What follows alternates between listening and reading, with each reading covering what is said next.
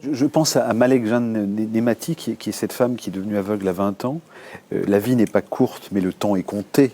Voilà aussi c'est un livre que vous avez écrit et publié chez Diane de Sellier, éditeur. Cette Iranienne, là, que nous dit-elle? Elle est magnifique, cette femme.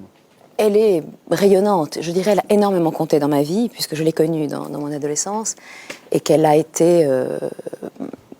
peut-être qu'elle m'a donné l'essentiel, parce qu'elle m'a donné d'un côté la soif et de l'autre le sens. Et ce qu'elle a d'extraordinaire, c'est que c'est une femme qui vit au fin fond du Kurdistan iranien, qui devient aveugle à l'âge de 20 ans, après avoir tout de même fait des études, ce qui était rarissime à son époque. Parce qu'elle a un grand-père ou un père qui, un père qui accepte qu'elle... Qui lui prend un précepteur, ouais, et qui insiste pour que sa fille soit éduquée comme ses fils, et qui va passer ensuite toute sa vie à s'occuper des autres, à donner un enseignement spirituel, et aussi à étudier. C'est-à-dire qu'elle a étudié toute sa vie. Elle mériterait plusieurs doctorats honoris causa, je crois. Et puis surtout, elle va exprimer dans son enseignement deux choses en fait qui me semblent fondamentales. C'est qu'elle insiste sur le fait que il faut vivre dans le monde, mais dans une attention permanente, à chaque instant, vivre chaque instant comme une plénitude, tendre vers cette plénitude à chaque instant.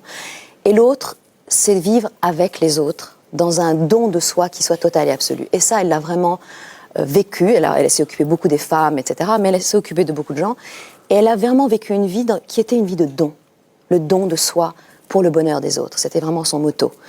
Et voilà, donc elle m'a vraiment enseigné cela comme ligne d'horizon, parce qu'évidemment, c'est un idéal très élevé, mais je crois qu'on ne peut pas vivre sans idéal, enfin, on ne peut pas avancer. Ce que tu es l'allumette et la lampe, le jardinier et le jardin, tu es rossignol, tu es chant, bouton de rose, parfum flottant, la guerre et la paix en même temps. À chaque heure et chaque instant, tu déploies tes 1000 couleurs, tu es le miroir aux merveilles, présent et absent, sans pareil. Voilà ce que dit Malek Jeanne Nemati. Et c'est son bien-aimé divin qu'elle décrit.